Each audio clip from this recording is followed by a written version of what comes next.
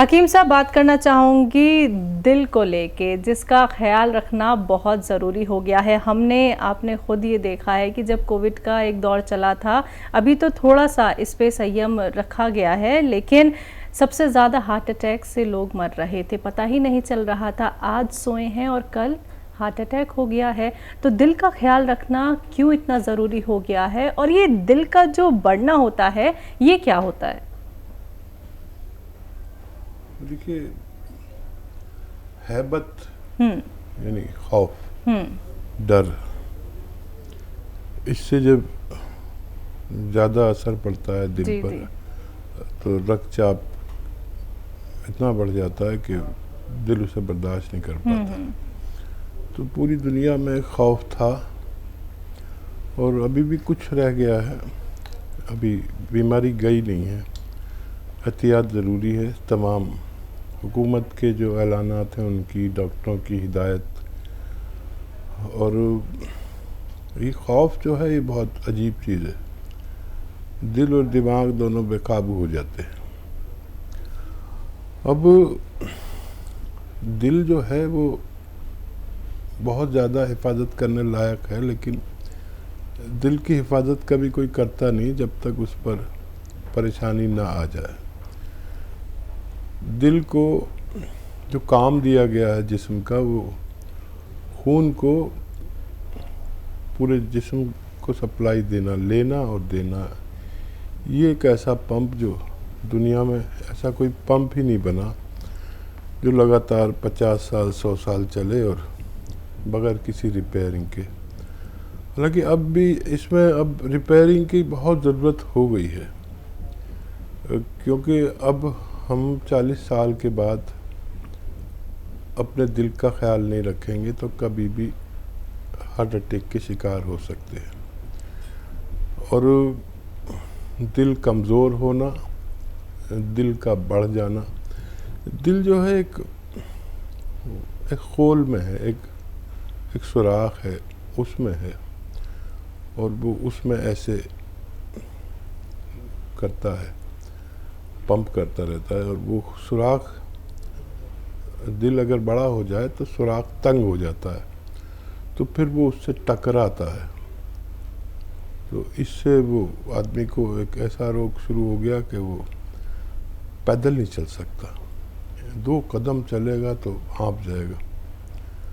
या दिल की शरियान यानी नसों में चर्बी भर जाए तब भी यही हाल होता है कि वो पैदल चलेगा तो हाँफता है। तो दिल को जो खुराक चाहिए वो पतला खून चाहिए, और गाढ़ा खून मिलना शुरू हो जाता है हमें 40 साल के बाद। तो हम परेशान हो जाते हैं।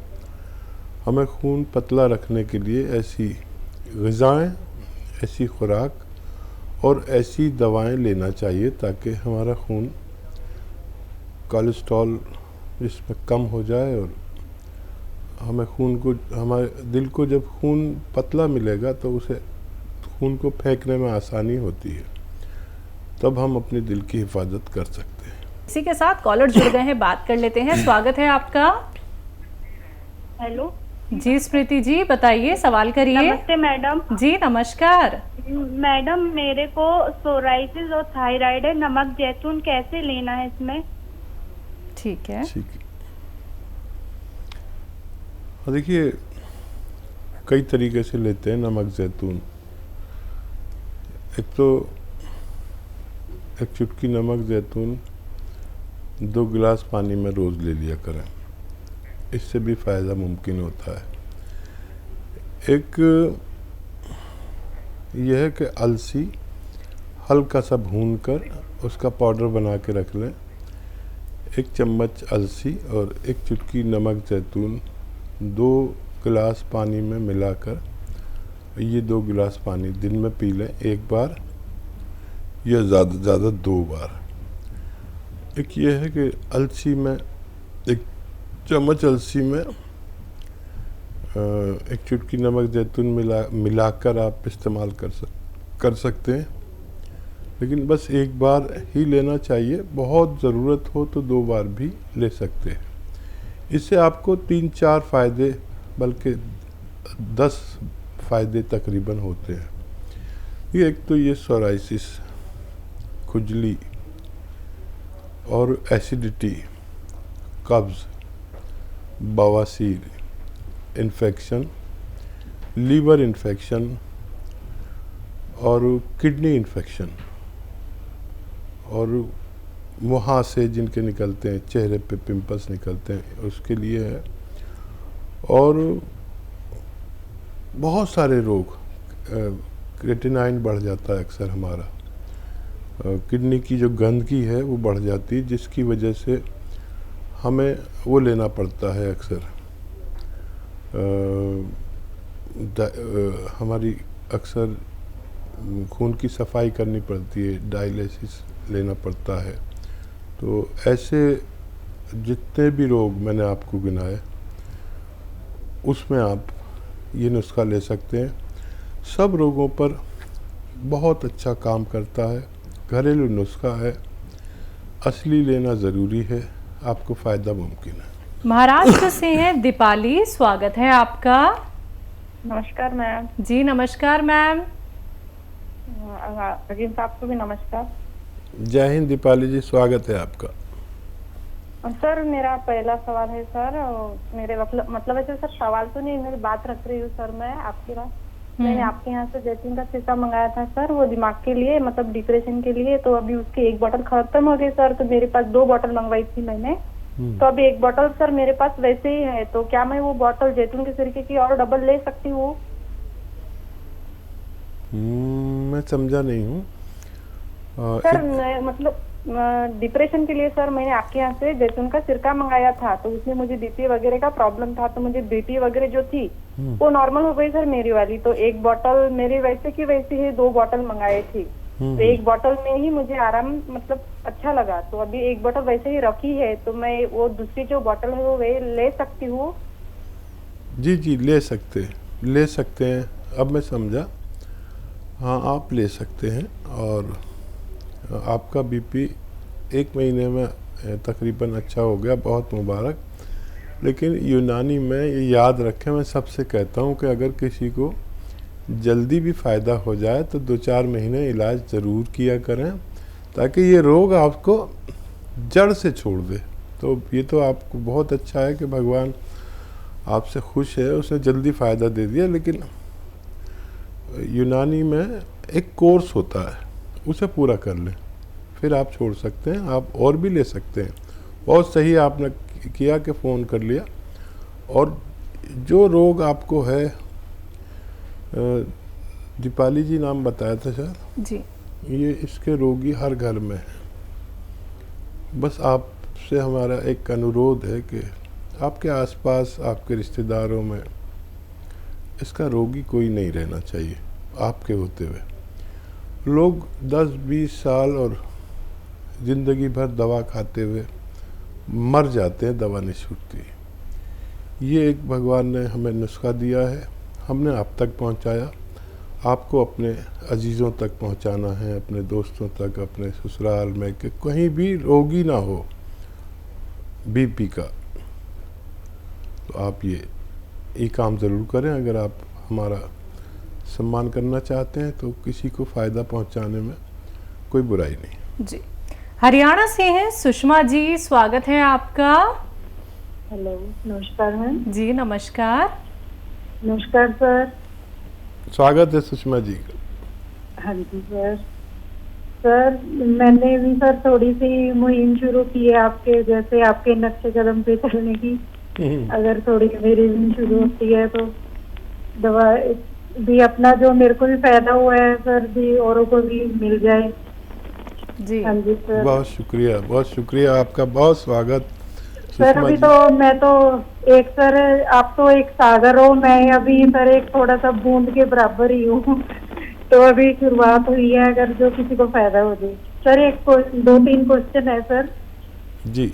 हाँ जी। एक रिलेटिव में ये है, थोड़ा 36 साल एज है उनकी, उनका वजन भी थोड़ा ज्यादा बताते हैं वो, अपना थायराइड भी है उनको, और मेन दिक्कत सर उनको डिस्क की प्रॉब्लम है 6-7 महीने से। तो रीढ़ की हड्डी में उन्होंने 3 इंजेक्शन भी लगवाए। और ये अरे। पेन किलर वगैरह भी खा रहे हैं। तो हाँ जी, तो उसके बाद उनको आराम नहीं हो रहा है। जब तक दवाई लेते हैं तब तक आराम है। तो मैंने उनको यही कहा था भी, सबसे पहले तो मैंने कहा सर की कंडीशन यही होती है भी अपना वेस्टर्न टॉयलेट ही यूज करो और वजन नहीं उठाना। हाँ जी सर, जैसे आप बताते हो। और बाकी सर वो इलाज ही पूछ रहे थे भी क्या इसके करें, और थायराइड भी है सर उनको। और सर एक और क्वेश्चन है, मैं ना आपका ये रिपीट टेलीकास्ट देखती रहती हूँ बीच बीच में, तो आप ये एक्सरसाइज भी बताते हैं। तो एक एक्सरसाइज आप कमर के नीचे कपड़ा रख के करने की बताते हैं, वो किस लिए है सर? और ग्रीन टी के फायदे भी बता दो सर। ठीक है सुषमा और जी। सर हाँ जी, अपना आशीर्वाद हमें देना, क्योंकि हम जो है ना ये लोगों को बताते रहे आपके बारे में, और लोग फायदा उठाएं, अच्छे हो जाएं। बहुत मेरी तो ज़रूर। यही दुआ रहती है सर, अच्छी सेहत के साथ सबको लंबी उम्र मिले हाँ सर। सुषमा जी, Thank आपके you, साथ sir. हमेशा दुआ, आशीर्वाद और जो भी मेरे बस में हो ज़रूर। और दरअसल इस मुहिम की वजह से हम हर घर तक पहुंच गए और लोगों को फ़ायदा पहुंचाया। क्योंकि देखिए, मेरी पहुंच सिर्फ आप तक है और आपकी पहुंच मुझसे ज़्यादा हो सकती है। आपके हर घर तक नहीं है, लेकिन आपके घर तक हो गई। भगवान ने आपको मेरे नुस्खे से फ़ायदा दिया, और मैं तो अनुरोध करता हूँ सबसे कि ये ज़रूर करें कि जिससे आपको फ़ायदा हो वो फ़ायदा दूसरों की तरफ पहुँचा दे। ये एक इतना बड़ा काम है, देखने में मामूली लगता है, लेकिन आप सोचो कि जब आप बेड पर पड़े रहते थे और ऐसा लगता था ज़िंदगी यहीं ख़त्म हो जाएगी, फिर मेरा मशवरा आप तक पहुंचा। आप इतने खुश हो गए कि अक्सर फ़ोन करते हैं। और ऐसे जाने कितने लोग हैं ऐसी ज़िंदगी गुजार रहे हैं, उन्हें दुनिया नरक लगती है, तो उन तक हमें पहुंचना है। तो गौनसिया तो आपको पता है, आधा ग्राम देना है, 2 बार देना है। और वेस्टर्न टॉयलेट आपने बता ही दिया। और क्या बीमारी थी? कमर के नीचे जो हाँ, कपड़ा लगाने वाला एक्सरसाइज हाँ जी। कमर के नीचे जो कपड़ा लगाते हैं, एक्चुअली कुछ लोग ऐसे होते हैं जिनको सब होने के बावजूद टांगों का दर्द चला गया, सब जगह चला गया, कमर में रह गया। तो ये भी स्लिप डिस्क होती है। तो डिस्क किसी सूरत अगर काबू में नहीं आती, तो मैं ये कहता हूँ जो हमारी महिलाएं तो वो मलमल का रुपट्टा ओढ़ते हैं ना, ऐसे नरम सा होता है, ऐसे लपेट के वो एंडी या पैंडी क्या कहते हैं उसको, गोल कर लेते हैं और वो कमर के नीचे रख के जहाँ पर तकलीफ़ है और सीधा लेट जाओ। तो कभी कभी इस अबल से हमारी डिस्क अपनी जगह पर संतुलित हो जाते हैं और दवा फिर ज़्यादा असर करती है। तो बहुत ज़्यादा नहीं, 2-4-5 मिनट दिन में 2-3 बार लेटें। उसको एक ऐसा अमल समझें अपनी जगह पर डिस्क को लाने का, और इसके साथ ज़्यादा छेड़छाड़ नहीं करनी चाहिए। अक्सर लोग मालिशें करा देते हैं, और मैं तो देखता हूँ कि लोग कहीं जाते हैं जो उनसे क्या टांग में झटका लगवा लेते हैं और क्या क्या करते हैं बाबा, कुछ समझ नहीं आता। ये एक साइंटिफिक अमल है, करके देख लें, इससे नुकसान कभी नहीं होता। और उनको कुछ और भी रोग था, वज़न ज़्यादा, थायराइड जी। अच्छा, वज़न ज़्यादा है और थायराइड है, तो आसान नुस्खा है। नमक जैतून 1 चुटकी, खाने का सोडा 1 चुटकी, 2 गिलास पानी में डालें और धनिए का पाउडर 1 चम्मच खाएं। और दिन में 2 बार ऐसा कर सकते हैं। डाइट कंट्रोल को ज़रूर कहें आप। वैसे तो मेरी आप सारी बातें फॉलो करते हैं, लेकिन डाइट कंट्रोल यानी कि हम करें 50 ग्राम वज़न कम और उनको 100 ग्राम बढ़ाने लगे। वो डाइट कंट्रोल करना, धूप में बैठना, या चलने लायक है तो आराम आराम से 1 घंटा पैदल भी चलें। ये इतना अच्छा नुस्खा है। आप तो खैर सभी नुस्खे आजमा चुकी हैं।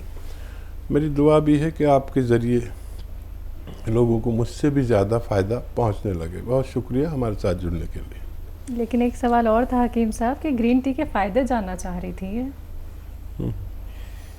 अधिक ग्रीन टी जब फ़ायदा करती जब वो बगैर दूध के पी जाए और उसमें एक नींबू निचोड़ लिया जाए तो ये फ़ायदा करना शुरू कर देती है, वज़न भी कम करती है। अक्सर लोग वज़न कम करने के लिए लेते हैं, लेकिन वज़न कम करने की कोई भी दवाइयाँ अच्छा काम नहीं करती जब तक हम डाइट कंट्रोल ना करें। मैं तो बगैर दवा के ही दुबला हुआ जा रहा हूँ। मेरी बीवी टोक रही है कि इतना पतले मत हो, तुम्हारा चेहरा बेकार हो रहा है। मैंने कहा चेहरे का मुझे कुछ नहीं, मेरे जो व्यूवर्स हैं मुझे ऐसे ही पसंद कर लेंगे। लेकिन जो मैं लोगों को कहता हूँ कि वज़न कम होना चाहिए बुढ़ापे में, जितना बुढ़ापा हो इतना वज़न कम करें। और मोटापा तो वैसे ही बुढ़ापे की तरह है। तो कितने लोग मुझे मेरे यार दोस्त या पुराने व्यूवर्स कहते हैं कि आप बैक हो रहे हो। बड़ा फ़ायदा रहता है, बहुत स्ट्रेंथ रहती है, बहुत एक्टिव रहता है आदमी वज़न कम होने से। आप कभी ये करके देखें। बहुत शुक्रिया सुषमा जी।